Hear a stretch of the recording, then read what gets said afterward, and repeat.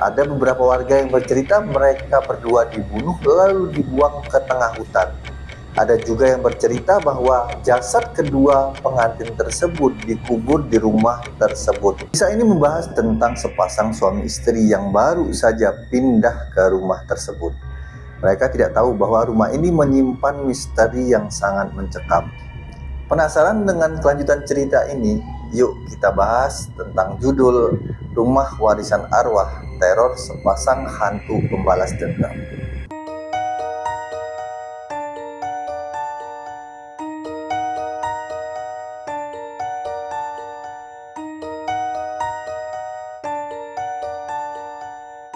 Nah, cerita ini berlatar belakang tentang sepasang suami istri. Sebut saja namanya Rika dan Johan. Mereka baru saja melangsungkan pernikahan.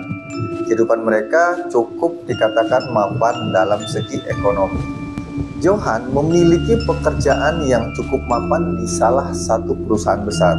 Kita sebut saja kotanya Jakarta dan Bandung untuk mempermudah jalannya cerita ini. Suatu saat Johan dipromosikan untuk menjadi pimpinan cabang di salah satu anak perusahaan di kota Bandung. Dengan berat hati akhirnya Johan menerima pekerjaan tersebut. Tapi Johan tetap menyempatkan untuk pulang 1 minggu sekali ke Jakarta untuk menemui istrinya. Karena keterbatasan waktu dan jarak antara Bandung dan Jakarta cukup melelahkan, apalagi Johan dan istri baru saja menikah, akhirnya mereka berdua memutuskan untuk pindah ke kota Bandung. Dan akhirnya Johan dan istri berencana untuk membeli rumah untuk mereka tempati. Mendengar hal itu, ada salah satu teman Johan merekomendasikan rumah yang akan dijual. Temannya berkata, rumah ini cukup besar, halamannya luas, dan harganya pada saat itu masih di bawah harga pasar. Mendengar hal itu, akhirnya Johan dan istri memutuskan untuk melihat rumah tersebut. Ketika ia datang, ia melihat rumah itu memang tampilan cukup tua, tapi rumah itu sangat terawat dan cukup bersih. Apalagi pemilik sebelumnya selalu membayar orang untuk membersihkan dan merawat rumah tersebut. Akhirnya Johan dan istri setuju untuk membeli rumah tersebut. Tapi disinilah letak kesalahan mereka. Mereka tidak melakukan survei terlebih dahulu. Mereka tidak bertanya kepada masyarakat sekitar ada apa dengan rumah tersebut.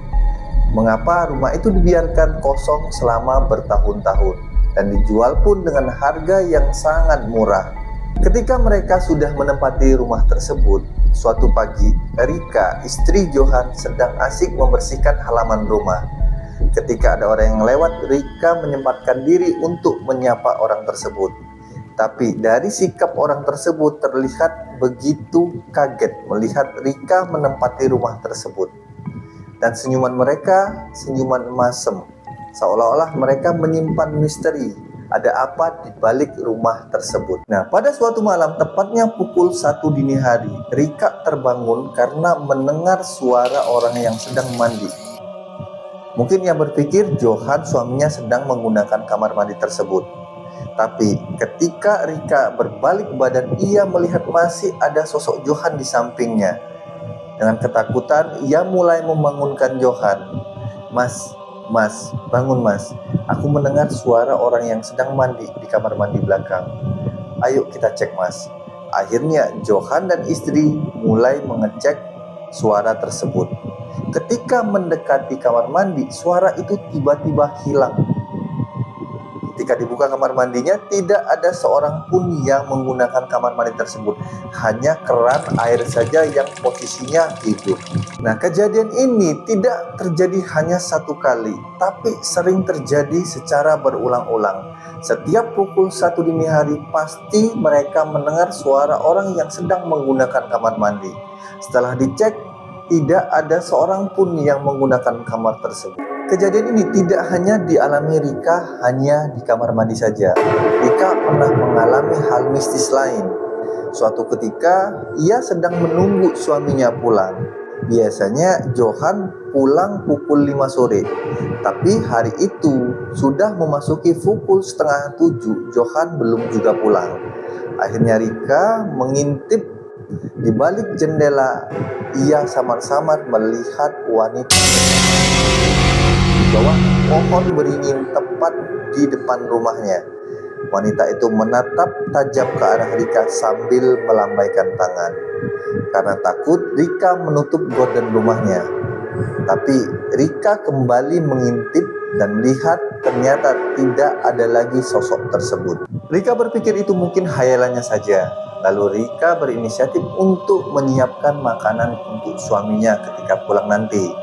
Ketika sampai di dapur, Rika sangat terkejut melihat sosok wanita tersebut sedang berada di dapur.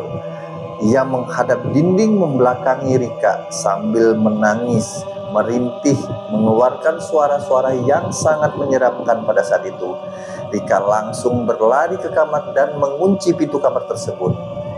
Tak selang berapa lama terdengar suara ketukan. Lama-kelamaan ketukan ini semakin keras terdengar. Dan tak lama kemudian terdengarlah suara Johan sedang memanggil Rika untuk membukakan pintu rumah tersebut. Mendengar suara Johan, akhirnya Rika berlari ke pintu rumah lalu membukakan pintu. Dan ia memeluk Johan sambil menangis. Ia menceritakan hal-hal mistis yang baru saja ia alami. Dan akhirnya Johan dan istri ingin mengungkap ada apa di balik misteri rumah ini, sehingga mereka berdua selalu saja mengalami hal-hal mistis di rumah ini. Akhirnya Johan dan Rika berinisiatif untuk mendatangi salah satu ketua RT yang memang dikenal cukup lama tinggal di kampung tersebut. Johan dan istri bertanya tentang kejadian-kejadian yang aneh yang mereka alami di rumah tersebut. Akhirnya Pak RT bercerita, dulu pernah ada sepasang suami istri yang tinggal di rumah tersebut. Dan pada akhirnya suatu ketika rumah itu didatangi segerombolan perampok. Lalu sampai detik ini kedua pasangan tersebut menghilang tanpa jejak. Ada beberapa warga yang bercerita mereka berdua dibunuh lalu dibuang ke tengah hutan. Ada juga yang bercerita bahwa jasad kedua pengantin tersebut dikubur di rumah tersebut. Setelah mendengar cerita ini, akhirnya Rika meminta Johan untuk menebang pohon beringin yang ada di depan rumah mereka. Dengan dibantu oleh beberapa masyarakat, akhirnya Johan menebang pohon ini. Ketika tinggal menyisakan akarnya saja, warga dan Johan dibantu dengan alat eskavator mencabut akar tersebut. Nah, di sana ternyata ditemukanlah sesosok kerangka manusia yang masih menggunakan pakaian berwarna putih.